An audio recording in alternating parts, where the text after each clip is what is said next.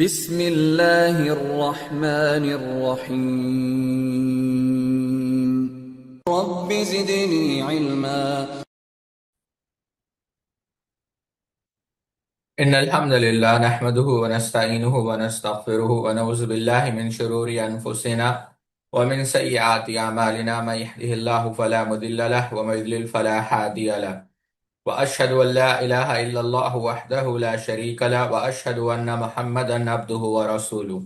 فإن خير الحديث كتاب الله وخير الهدي هدي محمد صلى الله عليه وسلم وشر الأمور محدثاتها وكل محدثة بدعة وكل بدعة ضلالة وكل زلالة في النار. قال الله تبارك وتعالى في القرآن المجيد والفرقان الحميد بعد أن أقول أعوذ بالله السميع العليم من الشيطان الرجيم من حمزه ونفخه ونفسه.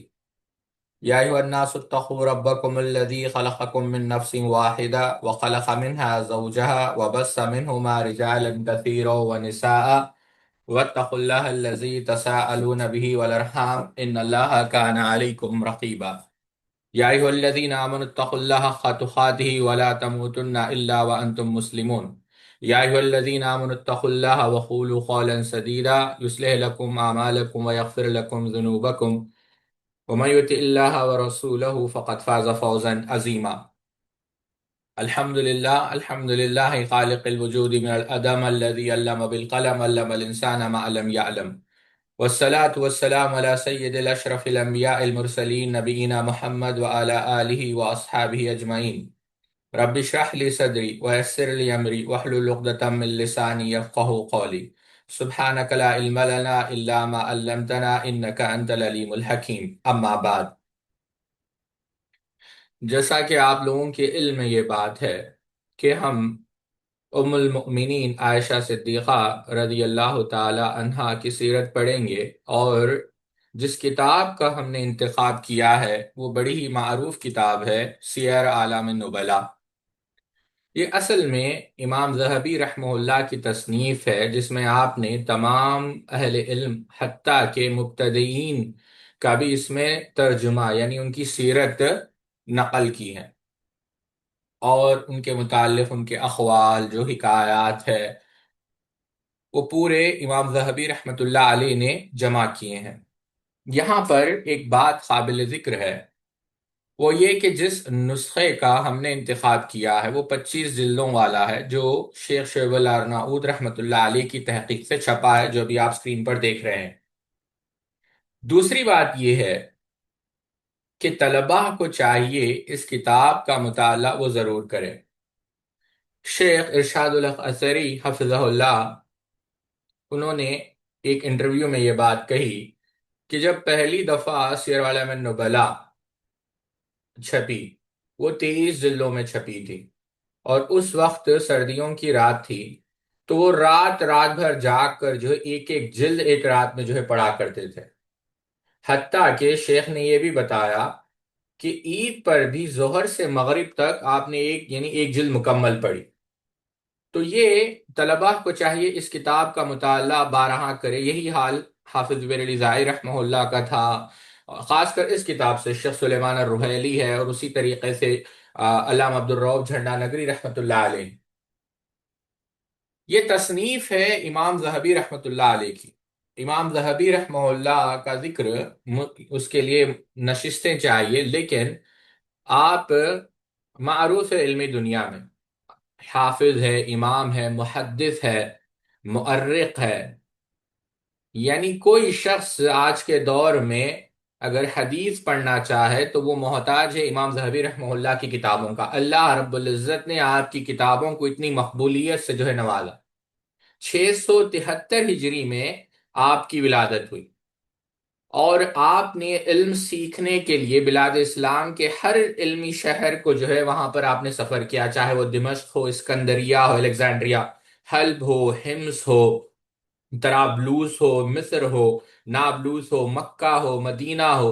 یہاں پر آپ گئے اور آپ نے علم حاصل کیا مختلف اساتذہ سے، بلکہ آپ کے اساتذہ کی تعداد، آپ کی کتاب ہے معجم الشیوخ، اللہ اکبر کبیرہ، میں اس بات کو آگے بڑھانے سے پہلے یہاں پر آپ کو ایک بات بتاتا ہوں۔ یہ جو کتاب ہے سیر اعلام النبلاء، اس کے اندر آپ نے علماء کا ذکر کیا، لیکن آپ تعجب کریں گے خود امام ذہبی رحمۃ اللہ علیہ نے اس کتاب میں اپنا ذکر نہیں کیا، حالانکہ وہ اس قابل تھے کہ ان کا ذکر کیا جائے، بلکہ اس کتاب میں اپنے معجم کے اندر آپ نے اپنا ذکر کیا، اور کن الفاظ میں ذکر کیا آپ دیکھیں۔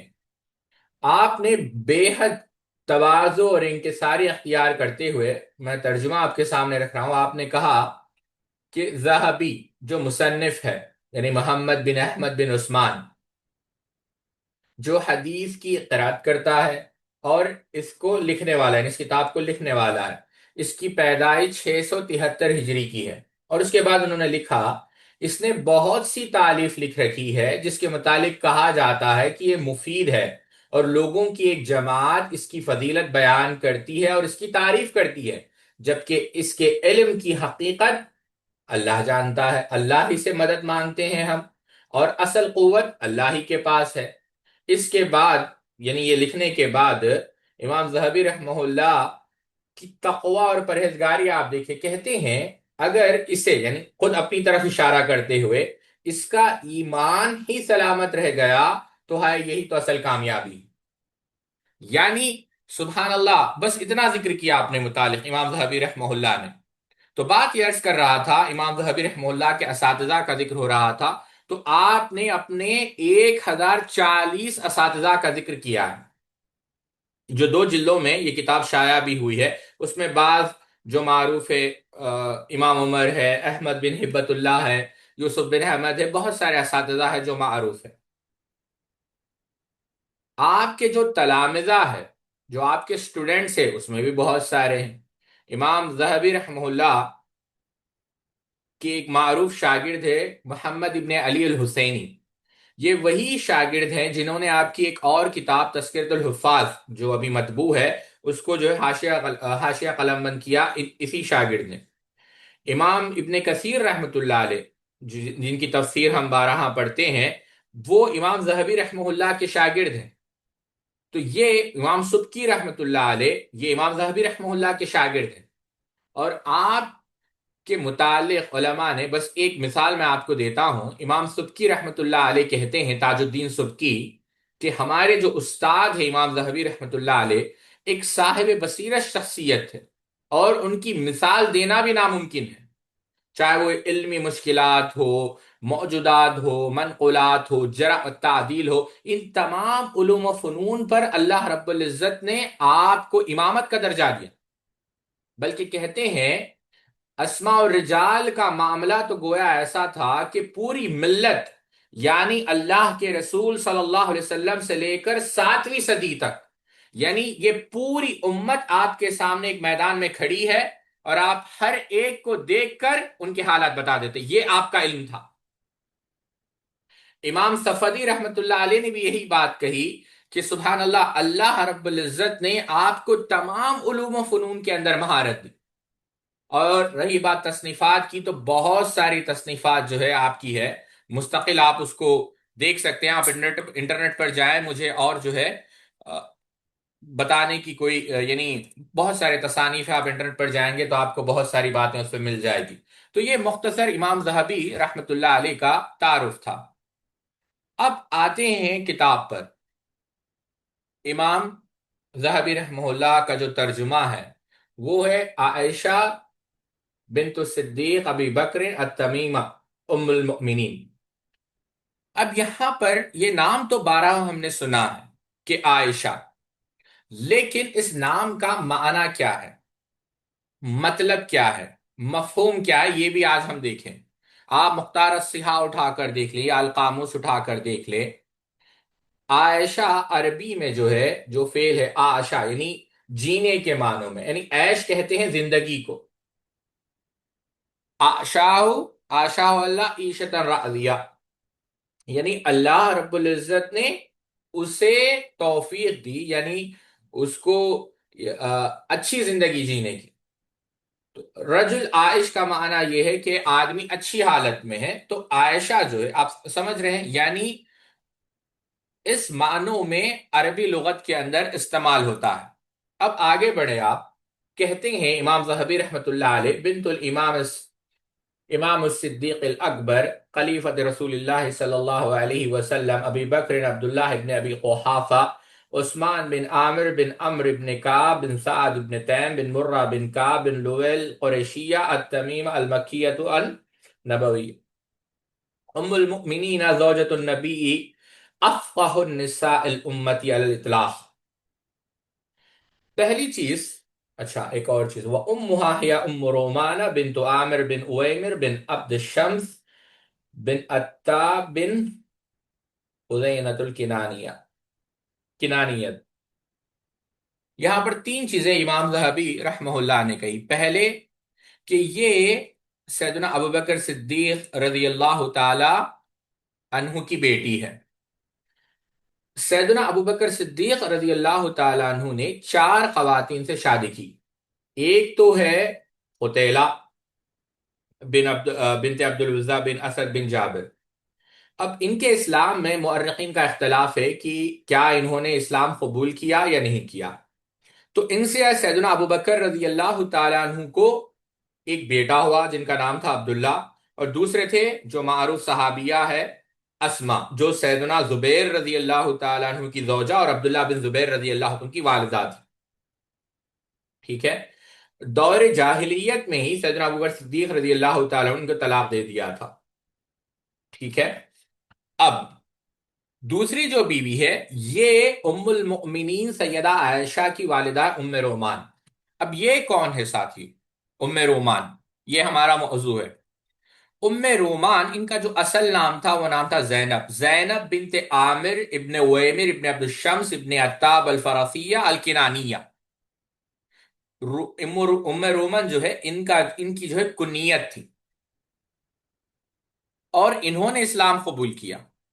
ام رومن نے اسلام قبول کیا، اور ان کا ایک بیٹا تھا طفیل، اور یہ جو بیٹا ان کا تھا ام رومن رضی اللہ تعالیٰ عنہ کا، یہ حارث سے تھا، پہلے ان سے شادی ہوئی حارث ابن سقبرہ سے، اور حارث ابن سقبرہ سے ان کو ایک بیٹا نصیب ہوا جس کا نام تھا طفیل۔ یہ صحابی ہے طفیل، یہ بھی نام یاد رکھے، طفیل ابن حارث، انہوں نے اسلام قبول کیا۔ اور یہ کون ہے اس کو آپ ایسے یاد رکھیں، جو اللہ کے رسول صلی اللہ علیہ وسلم نے جب ہجرت کی، عامر ابن فہیرہ جو غلام تھے، اس کے اصل مالک طفیل ابن حارث رضی اللہ تعالیٰ عنہ تھے۔ بعد میں سیدنا طفیل رضی اللہ تعالیٰ عنہ نے عامر ابن فہیرہ کو بیچ دیا، کس کو؟ سیدنا ابوبکر صدیق رضی اللہ تعالیٰ عنہ کو۔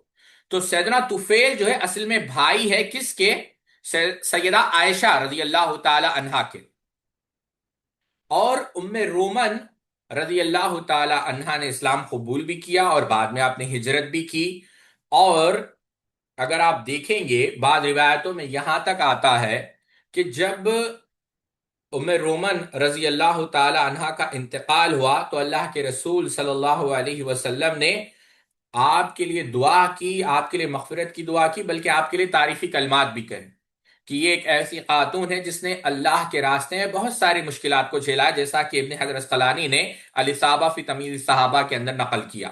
تو یہ دوسرے جو ہے بیوی ہے سیدنا ابوبکر صدیق رضی اللہ تعالی عنہ کی، وہ ام رومن ہے۔ اور ام رومن سے ہی آپ کو ایک اور بیٹا ہوا جو عبد الرحمن ہے، عبد الرحمن ابن ابو بکر۔ اور تیسرے جو زوجہ ہے وہ اسما بنت امیس ہے۔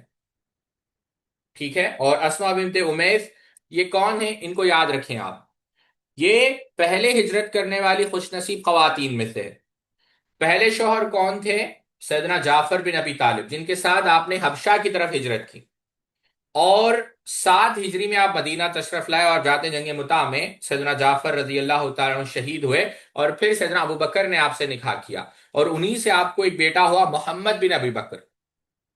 ٹھیک ہے، اور جب پھر سیدنا ابو بکر صدیق رضی اللہ عنہ کا انتقال ہوا تو آپ سیدنا علی رضی اللہ عنہ کی زوجیت میں آئے۔ ٹھیک ہے، اچھا اب ایک اور چوتھی بیوی جو ہے وہ حبیبہ ہے، حبیبہ بنت خارجہ بن زید رضی اللہ تعالیٰ عنہ۔ ٹھیک ہے، تو ان سے آپ کو ایک بیٹی ہوئی جن کا نام تھا ام کلثوم۔ تو یہ پورے یہ اس لیے ذکر کر رہا ہوں کہ یہ ام المؤمنین عائشہ صدیقہ رضی اللہ تعالیٰ کے بھائی اور بہن ہیں۔ اللہ اکبر۔ اب آگے بڑھتے ہیں۔ جو دوسری بات یہاں پر امام ذہبی رحمت اللہ علیہ نے کہی جو قابل غور ہے، وہ یہ کہ امام ذہبی رحمت اللہ علیہ فرماتے ہیں کہ یہ ام المؤمنین زوجۃ النبی صلی اللہ علیہ وسلم افقہ النساء الامتی علی الاطلاق، کہ اس امت میں سب سے زیادہ علم اللہ رب العزت نے جس کو دیا ہے، یعنی تمام عورتوں میں سے سب سے زیادہ علم اللہ رب العزت نے جس کو دیا ہے وہ ام المؤمنین عائشہ صدیقہ رضی اللہ تعالیٰ ہے۔ ہم ان سے بڑھ کر کسی خاتون کو نہیں جانتے جو دین کی سمجھ رکھنے والی۔ اللہ ابن قیم رحمہ اللہ نے بھی اعلام کے اندر یہی بات کہی کہ سیدہ عائشہ رضی اللہ تعالی عنہا علم شریعت، چاہے وہ میراث کے مسائل ہو، اللہ کے رسول صلی اللہ علیہ وسلم کے سنن ہو، دین کے احکام ہو، حلت و حرمت ہو، امر و نواہی ہو، آیت قرآن کی تفاسیر ہو، ان تمام علوم و فنون میں ام المؤمنین عائشہ صدیقہ رضی اللہ تعالی عنہا بہت آگے تھی۔ امام نے کثیر رحمت اللہ علیہ نے بھی البدایہ والنہایہ میں یہی بات کہی کہ ام المؤمنین کی خصوصیات میں سے ہے کہ یہ تمام ازواج مطہرات میں سب سے زیادہ علم رکھنے والی تھی، بلکہ علی الاطلاق تمام عورتوں میں سب سے زیادہ علم رکھنے والی تھی ام المؤمنین عائشہ صدیقہ رضی اللہ تعالیٰ عنہ۔ امام نے اسیر رحمت اللہ علیہ نے اسد الغابہ کے اندر بھی یہی بات کہی آپ کے ترجمے میں کہ صرف آپ کی فضیلت کے لیے یہی بات کافی ہے جو واقعہ افک پیش ہوا، اللہ رب العزت نے آپ کی شان میں یعنی قیامت تک پڑھے جانے والا قرآن نازل ہوا، لیکن اس کے باوجود آپ کا علم یعنی دین آج جو ہم سیکھتے ہیں سمجھتے ہیں، اللہ رب العزت کی شریعت کا ایک عظیم حصہ آپ کے ذریعے سے منتقل ہو کر امت تک پہنچا ہے۔ امام آمدی رحمہ اللہ نے یہی بات کہی، جن کا انتقال 631 ہجری میں ہوا، کہ اہل سنت اہل حدیث کا اتفاق ہے کہ سیدہ عائشہ رضی اللہ تعالی عنہ تمام جہانوں کی عورتوں سے افضل ہے۔ ٹھیک ہے، امام نووی رحمہ اللہ نے ایک نقطہ بیان کیا، وہ نقطہ بیان کر کر میں آگے بڑھتا ہوں۔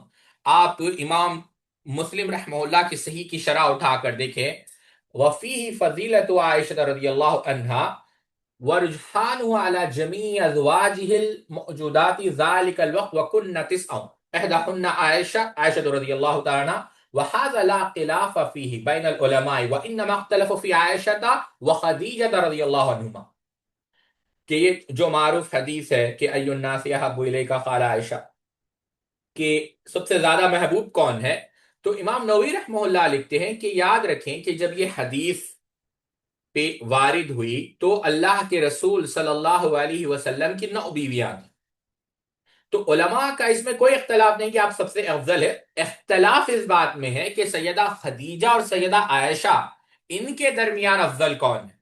اور اس کے بعد امام نووی رحمہ اللہ نے ایک اور بات کہی، کیا کہا امام نووی رحمہ اللہ نے؟ یہ کہا کہ ام المؤمنین عائشہ صدیقہ رضی اللہ عنہ کی ایک اہم فضیلت یہ بھی ہے، تہذیب الاسماء واللغات میں یہ بات کہی کہ بکثرت صحابہ و تابعین نے ان سے احادیث حاصل کی، اور ان کے جو ہے کیا کہتے ہیں جو فضائل ہے جو مناقب ہے وہ تو کافی مشہور ہے۔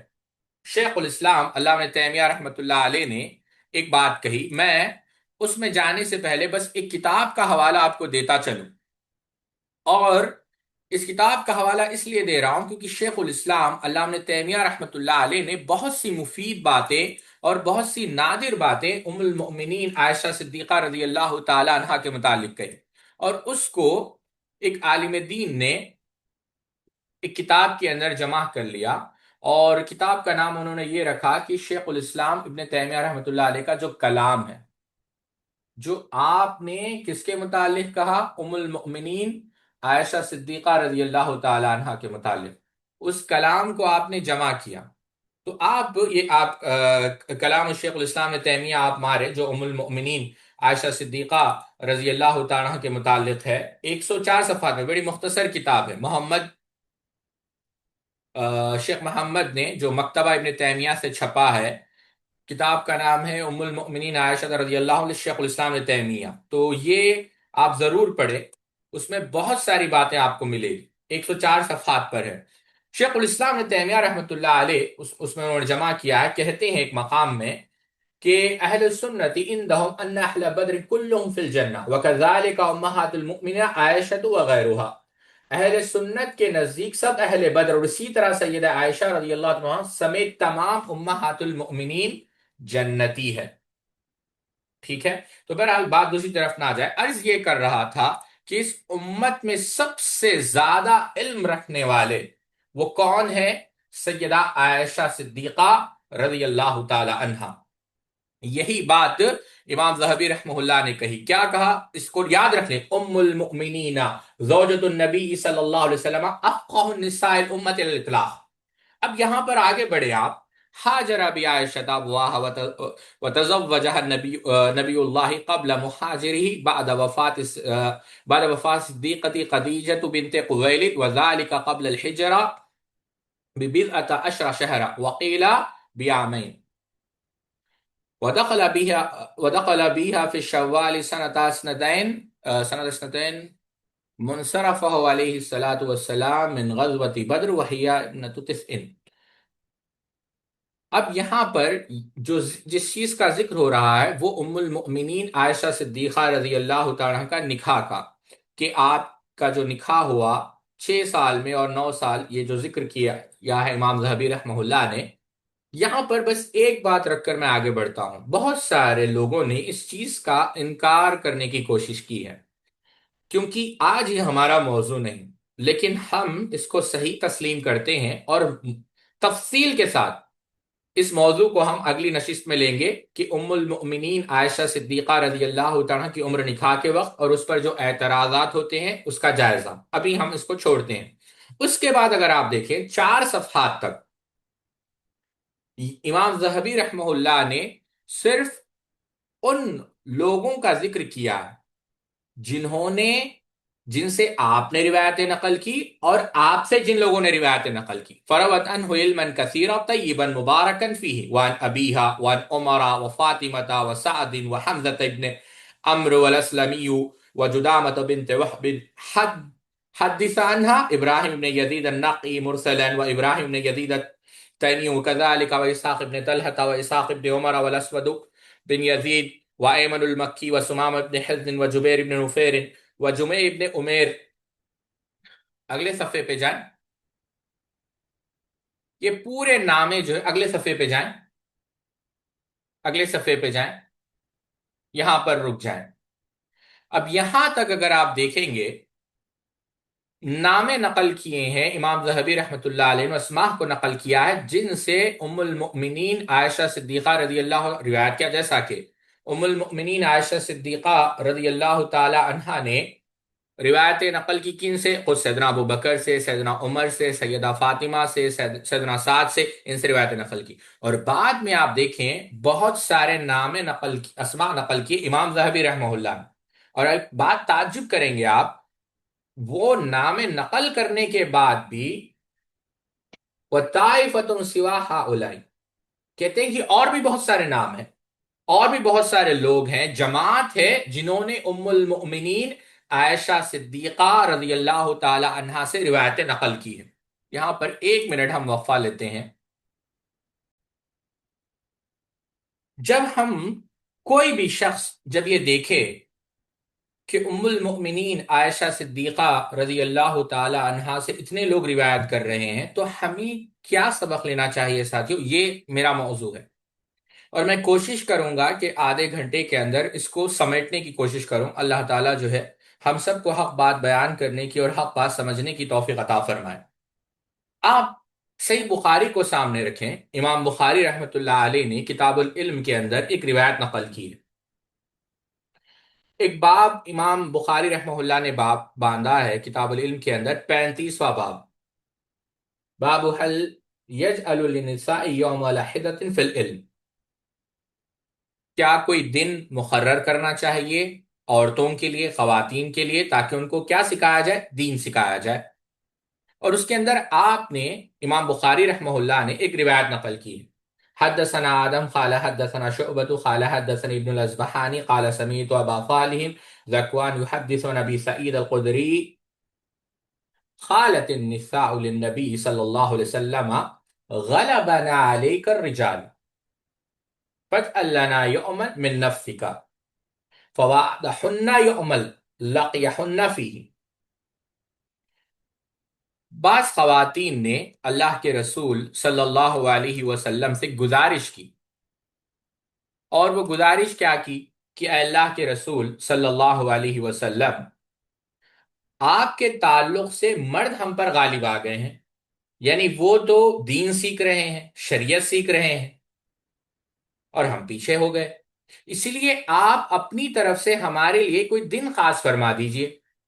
تو آپ صلی اللہ علیہ وسلم نے ان سے ایک دن کا وعدہ فرمایا، اس دن عورتوں سے آپ نے ملاقات کی اور انہیں واعظ فرمایا، احکامات دیے۔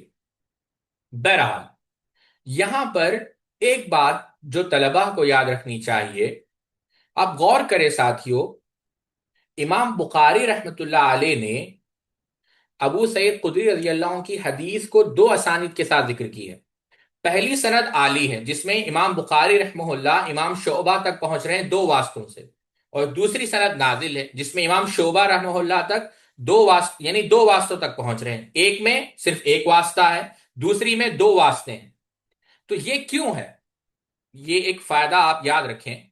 میں طلبہ سے کہوں گا کہ جب کبھی زندگی میں بخاری کی کوئی بھی حدیث پڑھے تو کوشش کریں کہ کم از کم ایک شرح اس کی ضرور ساتھ میں رکھیں، تاکہ آپ کو پتہ لگے کہ امام بخاری رحمہ اللہ کی فقاہت کا عالم کیا ہے۔ یہ اس وجہ سے کہ دوسری سند میں امام شعبہ رحمہ اللہ کے شاگرد غندار، یہ کون ہے غندار؟ محمد ابن جعفر۔ تو یہ امام شعبہ سے بیان کرنے میں جو سب سے اتقان والے ہیں، جن کے پاس اتقان امام شعبہ سے بیان کرنے میں۔ بلکہ امام عبداللہ مبارک رحمۃ اللہ علیہ کہا کرتے تھے کہ اگر امام شعبہ رحمۃ اللہ علیہ کی حدیث میں لوگوں کا اختلاف ہو تو محمد ابن جعفر کی جو کتاب ہے وہ فیصلہ کرے گی۔ تو اس وجہ سے دونوں سندیں نقل کیے امام بخاری رحمہ اللہ نے۔ بہرحال اب آتے ہیں متن پر۔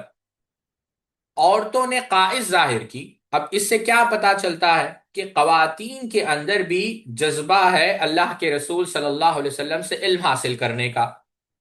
اور دوسری بات یہ پتا چلی کہ شرط نہیں کہ خواتین صرف خواتین سے سیکھے، مرد بھی خواتین کو تعلیم دے سکتے ہیں، اور اللہ کے رسول صلی اللہ علیہ وسلم نے خواتین کی تعلیم کی طرف بھی توجہ دی۔ اور بھی بہت سارے نکات ہیں، وہ ہمارا موضوع نہیں، لیکن بتانا مقصد یہ ہے کہ کس قدر، صرف یہ ایک بات یہاں پر میں نقل کر دوں، ایک نقطہ میں آپ کو بتاتا چلوں۔ بہت سارے لوگ روایت اور شہادت میں فرق نہیں کرتے۔ ایک ہے شہادت اور ایک ہے روایت، دونوں میں بہت فرق ہے ساتھی۔ امام قرافی رحمت اللہ علیہ بہت بڑے، قرافی اس لیے کہتے ہیں کہ مصر کا ایک علاقہ ہے قاراف، وہاں کے وہ رہنے والے تھے۔ 626 ہجری میں آپ کی ولادت ہوئی اور 684 میں آپ کا انتقال ہوا۔ آپ کی بہت ساری کتابیں، الذخیرہ فی فروع المالکیہ، الاحکام فی تمیع الفتاوی، الاحکام والتصرفات للقاضی والامام، آپ کی کتابیں چھپی ہیں۔ آپ کی ایک کتاب ہے الفروخ، اس کے اندر آپ نے ایک لطیف بات کہی۔ آپ کہتے ہیں کہ شہادت اور روایت کے درمیان فرق، ابتدا روایت و شہادت کے ان دو قاعدوں کے درمیان میں نے فرق کرنے کی کوشش کی، اور 8 سال مجھے لگے کہ میں فرق کو پہچانوں کہ آخر اس میں فرق کیا ہے، روایت اور شہادت، اور 8 سال مجھے لگ گئے اور میں اس میں کامیاب نہیں ہوا۔ میں نے علماء سے دریافت کیا، لغویین سے دریافت کیا کہ آپ روایت اور شہادت میں فرق کریں۔ تو بعض نے یہ کہا کہ شہادت یہ ہے جس کی شروط ہو کہ کتنے گواہ ہے، اور وہ گواہ مرد ہے یا عورت ہے، کیا وہ غلام ہے یا آزاد ہے۔ لیکن روایت یہ ہے جو کسی سے ثابت ہو، چاہے وہ مرد ہو، چاہے وہ غلام ہو، چاہے وہ عورت۔ پھر بھی مجھے اطمینان حاصل نہیں ہوا، تو میں نے امام معذری رحمہ اللہ کی کتاب شرح البرہان پڑھی، اور اس میں نے دیکھا انہوں نے اس بات کو تفصیل سے سمجھایا کہ شہادت اور روایت میں فرق کیا ہے، اور انہوں نے کہا کہ شہادت ہو یا روایت ہو، دونوں خبر ہے. خبر یعنی دونوں انفارمیشن لاتی ہے، چاہے ٹیسٹیمونی ہو یا پھر چاہے نریشن ہو، دونوں کیا کرتی ہے؟ آپ کے پاس انفارمیشن لاتی ہے. ہاں، ایک چیز عام ہے، جنرل ہے، اور ایک چیز عام نہیں، خاص ہے. جیسا کہ اللہ کے رسول صلی اللہ علیہ وسلم نے کیا کہا، انما الاعمال بالنیات، اعمال کا دار و مدار نیت پر ہے. یعنی یہاں پر کسی خاص شخص کو جو ہے متعین نہیں کیا گیا، یعنی تمام مخلوقات کے لیے، تمام اوقات کے لیے، تمام جگہوں کے لیے یہ عام ہے. لیکن اگر آپ دیکھیں، جب ظالم ایک حاکم کے سامنے ایک حق والی بات کہی جائے تو یہ ایک وقت کے ساتھ، ایک شخص کے ساتھ خاص ہے، تو یہ شہادت ہے. تو بہرحال روایت اور شہادت میں فرق کیا گیا. اب اس کے بعد جو اصل چیز ہے ساتھیوں، جو سمجھنے لائق ہے، اللہ کرے کہ مجھے سمجھانے کی توفیق ہو. آپ دیکھیں، جب کبھی آپ حدیث کی کتابیں اٹھائیں گے تو آپ کو یہ بات پتہ چلے گی کہ علماء نے مستقل اس موضوع پر قلم اٹھایا ہے. ابو العباس المعافری رحمہ اللہ کی کتاب ہے تراجم شہرات النساء، یہ ایضا طیبی کی تحقیق سے چھپا ہے، جو ایک مقالہ ہے مجمع اللغات العربیہ جو دمشق سے چھپا ہے.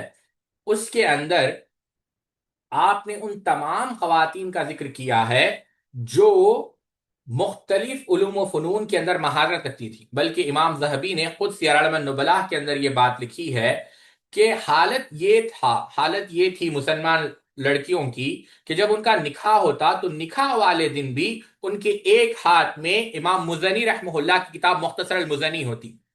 یہ بات صرف مسلمانوں نہیں، گستاوے لیبون، یہ ایک مستشرق ہے جو فرانس سے جس کا تعلق ہے، یعنی خاص کر اس کا جو علم نفسیات، سائیکولوجسٹ، اس کی کتاب ہے the crowd, study of the popular mind.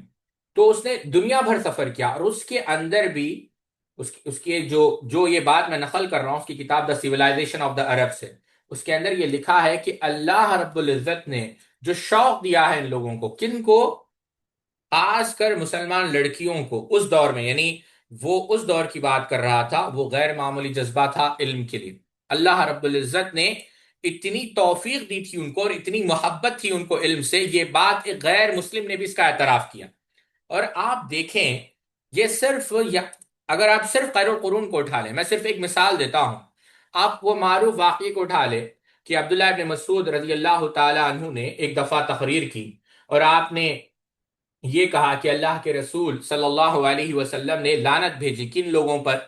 ان عورتوں پر جو جسم کو گونتی ہے. آپ جانتے ہیں، معروف حدیث ہے.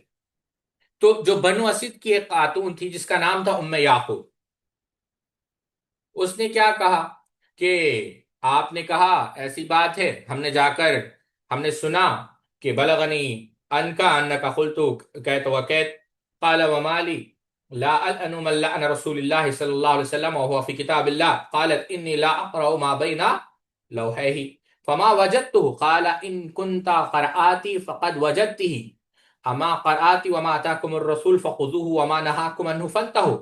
قالت بلى. کیا کہا آپ نے؟ کہا کہ اللہ کے رسول نے لعنت بھیجی، لیکن ہم نے جا کر قرآن پڑھا، ہم قرآن کے اندر تو ہم نے یہ بات نہیں پائی.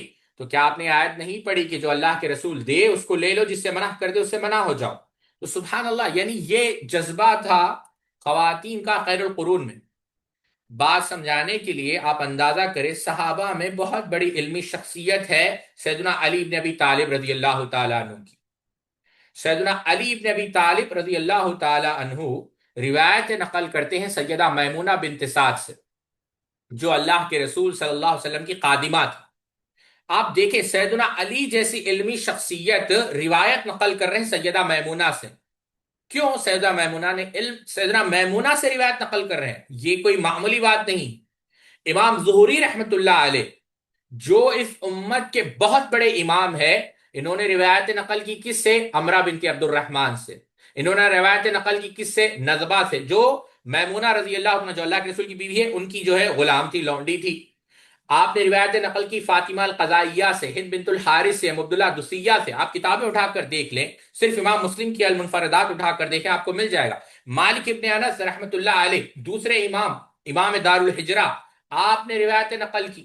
عائشہ بنت سعد بن ابی وقاص سے، سعد بن ابی وقاص کی بیٹی عائشہ سے آپ نے روایتیں نقل کی بہت سارے خواتین. آپ غور کریں اس بات کو. بہرحال بعض علماء نے یہ کہا کہ آپ نے صرف ایک خاتون سے روایت نقل کی، اب وہ ہمارا موضوع نہیں. امام ابن حنبل رحمۃ اللہ علیہ انہوں نے روایت نقل کی ام عمر بنت حسن ابن زید الثقفی سے. قاضی ابو یعلا فرار رحمہ اللہ نے روایت نقل کی ام السلام سے. یہی حال امام سمانی رحمہ اللہ کا ہے، یہی حال امام نے جوزی رحمۃ اللہ علیہ کا ہے، یہی حال امام نے عساکر رحمۃ اللہ علیہ کا ہے، بلکہ شیخ الاسلام ابن تیمیہ رحمۃ اللہ علیہ کا بھی یہی حال ہے. شیخ الاسلام ابن تیمیہ رحمۃ اللہ علیہ نے بہت ساری خواتین سے علم سیکھا. آپ دیکھیں ان کی جو خالہ تھی ست الدر 686 میں آپ کا انتقال ہے، ان سے آپ نے علم سیکھا. ام القیر الدمشقیہ جو حدیث کی عالمہ تھی ان سے آپ نے علم سیکھا. ام العرب ان سے آپ نے علم حاصل کیا. امام ذہبی رحمۃ اللہ علیہ جن کی کتاب ابھی ہم پڑھ رہے ہیں، آپ ان کا بھی مطالعہ کریں تو آپ کو یہ بات ملے گی کہ آپ نے بہت سارے خواتین سے علم حاصل کیا. امام منذری رحمۃ اللہ علیہ کا یہی حال ہے. اب میں نام اگر لیتا چلا جاؤں گا تو بات لمبی ہو جائے گی، لیکن بات سمجھانے کے لیے ابن قیم رحمۃ اللہ علیہ جن کا ذکر ابھی ہم نے کیا، جن کی اعلام کا مطالعہ بھی ہم کرتے ہوئے آئے ہیں، ابن قیم رحمۃ اللہ علیہ انہوں نے فاطمہ بنت محمد سے علم سیکھا جو محدثہ تھی. صحیح بخاری ابن زبیدی سے انہوں نے نقل کیا.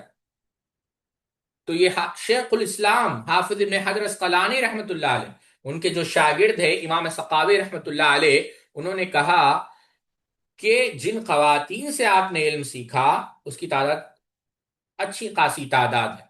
ایک تو وہ تعداد ہے جنہوں نے آپ سے سیکھا جو 20 کے قریب ہے.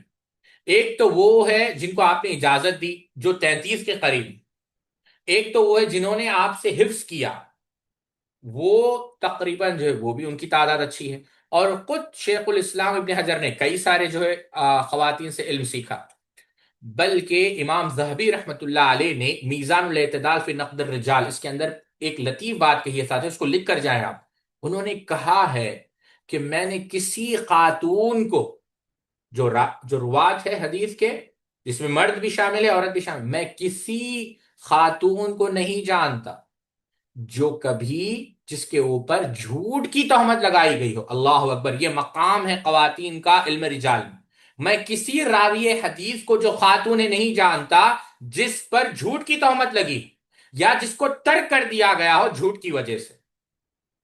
تو جب ہم دیکھیں کہ ہماری ماں کے علم کا عالم یہ ہے تو ہمیں اللہ رب العزت سے دعا کرنی چاہیے کہ اللہ رب العزت ہمیں علم سیکھنے کی توفیق عطا فرمائے. اور آپ دیکھیں اللہ کے رسول صلی اللہ علیہ وسلم نے بارہ ہمیں اس چیز کی ترغیب دی ہے. آپ دیکھیں کیا کہا، نعم انما النساء شقائق الرجال. یہ آدھے کو آدھا ہے، ایسا نہیں ہے کہ صرف یہ مرد کا حصہ ہے، نہیں. آپ تعجب کریں گے، اللہ اکبر کبیرہ.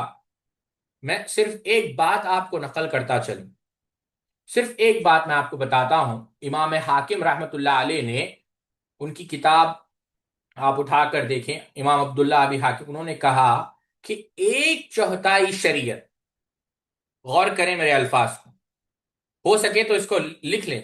الاجابہ اس کے اندر امام زرکشی رحمہ اللہ نے بھی اس کو نقل کیا ہے.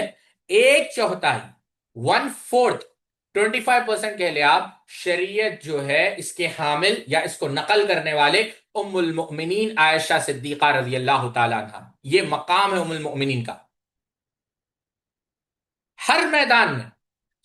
بلکہ امام عبد البر رحمت اللہ علیہ نے تو یہاں تک لکھا، شعر چاہے وہ میدان شاعری کا ہو چاہے وہ میدان طب کا کیوں نہ ہو، یعنی میڈیسن کا کیوں نہ ہو، ام المؤمنین کے کوئی قریب بھی نہیں تھا. یہ مقام ہے کس کا؟ ام المؤمنین عائشہ صدیقہ رضی اللہ تعالیٰ کا. اور آپ دیکھیں صرف ام المؤمنین نہیں، کوئی اس سے یہ دھوکہ نہ کھائے. اور بہت سارے لوگ کیونکہ پڑھے لکھے نہیں ہوتے یہ سمجھتے ہیں کہ صرف ام المؤمنین نہیں. آپ صرف کتابیں اٹھا کر دیکھیں، آپ صرف شیخ مشہور آل سلمان اگر آپ اس کو اور تفصیل سے پڑھنا چاہیں، وہ تمام امام منذری رحمہ اللہ کے کئی سارے صاحب ترغیب و ترہیب ان کے کئی سارے اساتذہ جو ہے خواتین تھے. آپ صرف جو ہم نے کتاب آپ کے سامنے پیش کی اور شاید گروپ میں بھی ہم نے اس کو ڈالا، شیخ مشہور آل سلمان جو شیخ البانی کے شاگرد ہے، علی نایا، آپ اٹھا کر دیکھیں. اسما بنت یزید رضی اللہ تعالیٰ 81 حدیث آپ نے نقل کی. ام سلمہ رضی اللہ تعالیٰ عنہ نے لگ بھگ 380 حدیثیں آپ نے روایت کی. میمونہ رضی اللہ تعالیٰ عنہ 76 روایتیں آپ نے نقل کی. ام حبیبہ 56 احادیث. سیدہ حفصہ 60 احادیث. اسما بنت امیس 60 احادیث. اسما بنت ابی بکر 58 احادیث. ام ہانی بنت ابی طالب 46 احادیث. ام عطیہ 40 احادیث. فاطمہ بنت قیس 34 احادیث. ام الفضل بنت الحارث 30 احادیث. ام قیس بنت محسان 24 احادیث. الربیع بنت معوذ 21 احادیث. فاطمہ بنت رسول اللہ صلی اللہ علیہ وسلم 18 حدیث. خولہ بنت حاکم 15 حدیث. ام سلیم 14 حدیث. الشفا بنت عبداللہ 12 حدیث. زینب بنت جہش 11 حدیث. دبا بنت زبیر 11 حدیث. یسرا بنت صفوان 11 حدیث. صفیہ ام المؤمنین، ام مبشر، ام کرز، ام حاشم، ام کلثوم، ام معقل، انہوں نے 10 حدیث نقل کی. ام الحسین قولہ بنت قیس، قنصہ بنت قدام، الفریہ بنت مالک، امیمہ بنت رقیہ 8 حدیث. اما بنت خالد، ام حرام بنت ملحان، جویریہ ام المؤمنین، زینب بنت ام سلمہ ام المؤمنین 7 حدیث. ام جندب، ام الاعلی 6 حدیث. ام بجید، ام دردہ 5 حدیث. بلکہ اب ایک ایک روایت کرنے والے یا چار چار ان کی تعداد تو بہت زیادہ ہے. یہ میں صرف پہلی صدی کی بات کر رہا ہوں. اور یہاں پر ساتھیوں ایک بات، اگرچہ یہ موضوع سے متعلق نہیں ہے لیکن سبحان اللہ آپ اس کو غور کریں. اللہ رب العزت قرآن مجید میں سورہ نحل آپ اٹھا کر دیکھیں. سورہ نحل سورہ نمبر جو ہے 16 آپ آیت اٹھا کر دیکھ لیں اور جا کر پڑھیں آیت نمبر 58 اور 69 58 and 59. وَإِذَا بُشِّرَ أَحَدُهُم بِالْأُنثَىٰ ظَلَّ وَجْهُهُ مُسْوَدًّا وَهُوَ كَظِيمٌ يَتَوَارَىٰ مِنَ الْقَوْمِ مِنْ سُوءِ مَا بُشِّرَ بِهِ أَيُمْسِكُهُ عَلَىٰ هُونٍ أَمْ يَدُسُّهُ فِي التُّرَابِ أَلَا سَاءَ مَا يَحْكُمُونَ. اللہ اکبر. اللہ تعالیٰ کیا کہتا ہے آپ دیکھیں دور جاہلیت میں کیا حال تھا.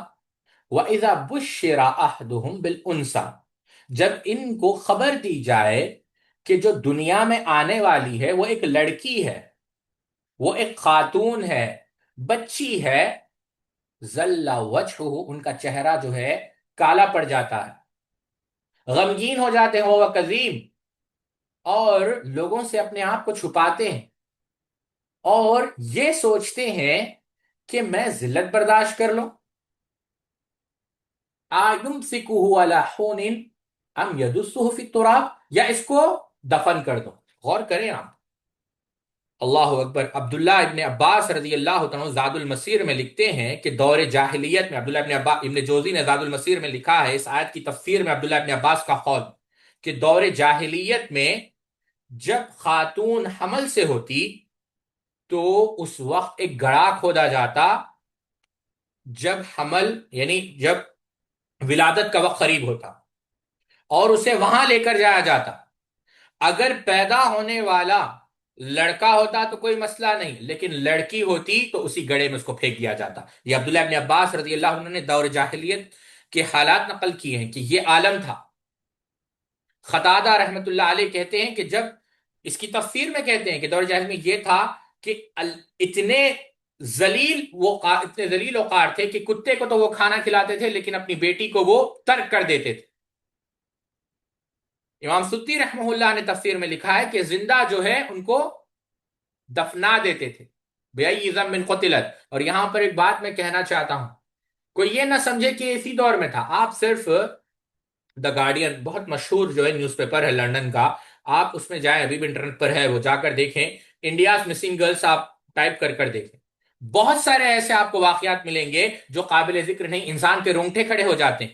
یہ اسلام کا احسان ہے کہ اللہ رب العزت نے یہ مقام دیا ہے کہ نائبیائی ذنب قتلت، کہ یہ نہیں کہ صرف ان کو دفناؤ نہیں، بلکہ اللہ رب العزت نے اس امت کے خواتین کو یہ شرف سے، یہ فضیلت سے نوازا ہے کہ یہ دین کو آگے منتقل کر رہے ہیں اور قیامت تک یہ لوگ اس دین پر عمل کر رہے ہیں انہی خواتین کے ذریعے.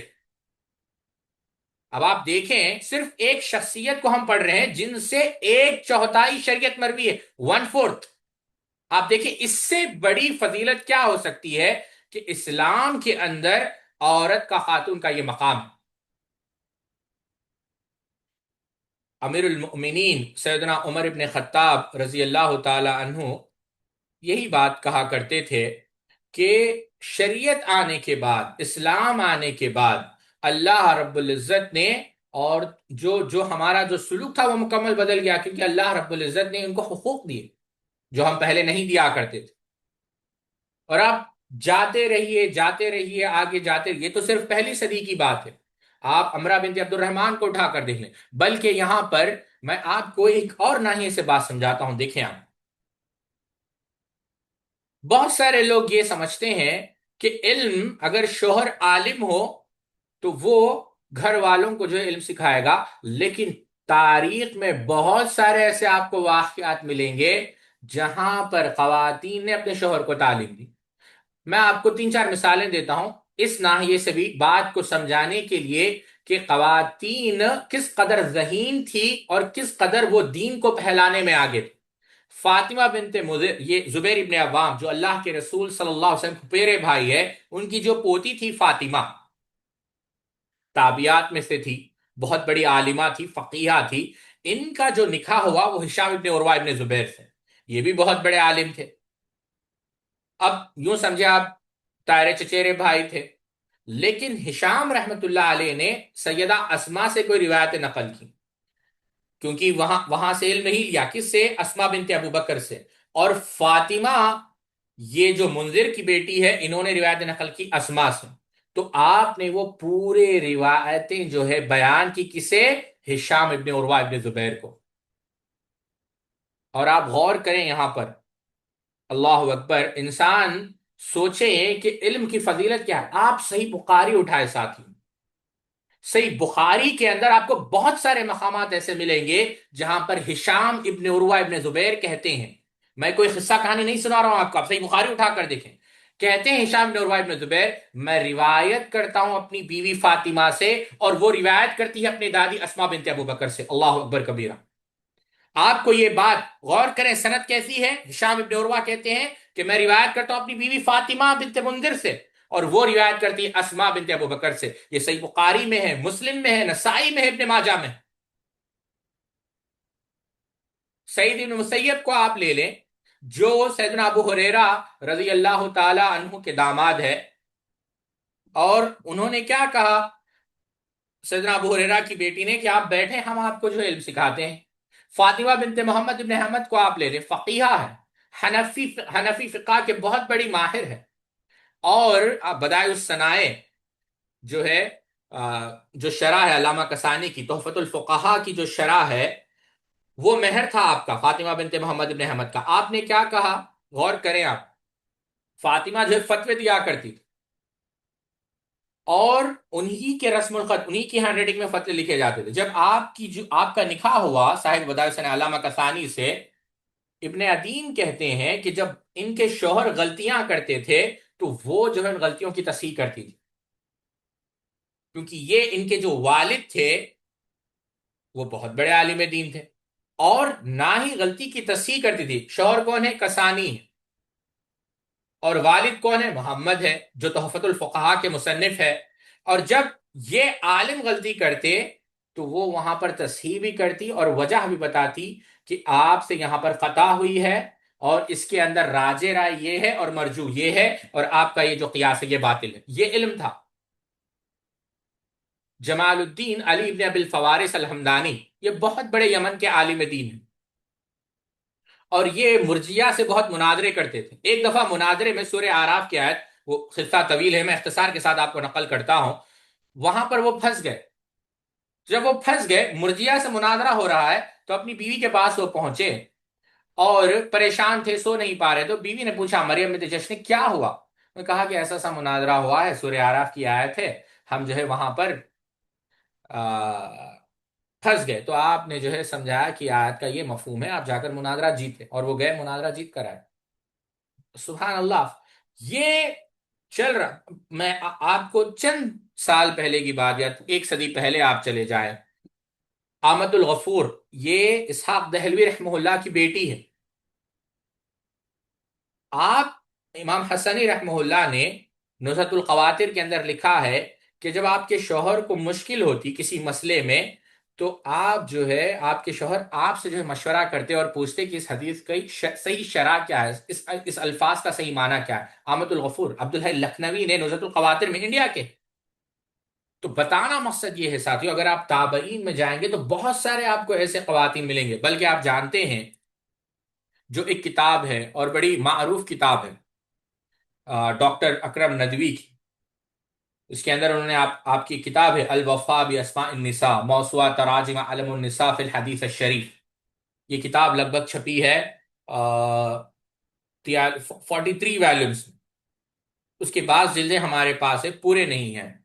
تو اس میں یعنی اگر اس کو دیکھا جائے تو اس کے اندر آپ نے بعض شرائط نقل کی ہیں کہ وہ خواتین جنہوں نے موطا پڑھی ہو، کتب ستہ پڑھی ہو، بہرحال وہ سب آپ نے نقل کیا، لیکن ایک بات جو میں یہاں پر بتانا چاہوں، اس کتاب کا خلاصہ میں آپ کے سامنے رکھتا ہوں۔ جب آپ وہ کتاب پڑھیں گے تو بہت ساری کتابیں ایسی ہیں جو صرف اس موضوع پر لکھی گئی۔ اگر آپ دیکھنا چاہیں، میں چند کتابیں آپ کے سامنے نقل کر رہا ہوں، صرف سیر اعلام النبلاء آپ اٹھا کر دیکھ لیں تو عبید ابن ابی نافع الشابی نے کتاب لکھی اخبار النساء فی سیر اعلام النبلاء، عمر رضا کحالہ نے کتاب لکھی اعلام النساء فی عالم العرب والاسلام، علی محمد الداخلی نے کتاب لکھی اعلام النساء، امام محمد الحسن نے ایک کتاب لکھی اعلام النساء المؤمنات۔ یہ بہت ساری کتابیں ہیں جو صرف جو ان خواتین کو جمع کیا جو علم شریعت میں جو ہے مہارت رکھتی تھی۔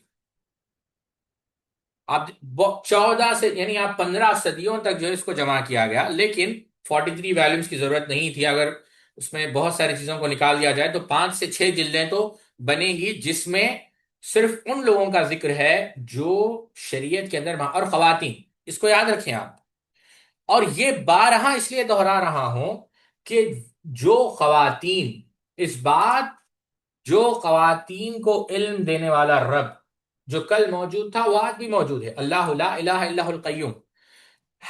ہم جب یہ پڑھیں تو ہم اللہ تعالیٰ سے سوال کریں کہ اللہ رب العزت ہمیں بھی علم نافع، عبداللہ ابن عباس رضی اللہ عنہ کی وہ دعا آپ سامنے رکھیں جب آپ زمزم کا پانی پیا کرتے تھے، اللہم انی اسألک علما نافعا ورزقا واسعا وشفاء من کل داء، تو ہم اللہ تعالیٰ سے علم نافع کا سوال کریں۔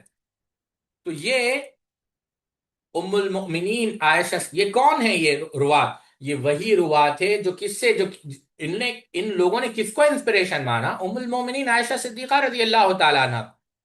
اور دیکھیں آپ، آج بھی ہم ان کو یاد کر رہے ہیں، نہ ان کے نسب کی وجہ سے، نہ ان کی دولت کی وجہ سے، نہ ان کی شہرت کی وجہ سے، علم کی وجہ سے، جو دین کی ان کے لیے خدمات تھی، جو ان کا اخلاص تھا، وہ اخلاص نے ان کو آج باقی رکھا۔ اب تابعین میں اگر آپ آ جائیں گے تو وہاں بہت سارے نام آپ کو ملیں گے، انشاءاللہ وقت ملا تو ہم کل اس کو تفصیل سے نقل کریں گے۔ یہیں پر اپنی بات کو ختم کرتے ہیں۔ اللہ رب العزت سے دعا ہے، 1 گھنٹہ بھی ہو چکا ہے، ورنہ میں بات کو اور اگر بات کو بڑھاؤں گا تو اور 1 گھنٹہ ہو جائے گا۔ کل انشاءاللہ ہم باقی باتیں آپ کے سامنے رکھیں گے۔ اللہ رب العزت سے دعا ہے اللہ رب العزت ہم سب کو کہنے سننے سے عمل کرنے کی توفیق عطا فرمائے۔ سبحانک اللہم و بحمدک، اشہد ان لا الہ الا انت، استغفرک و اتوب الیک۔ والسلام علیکم ورحمۃ اللہ وبرکاتہ۔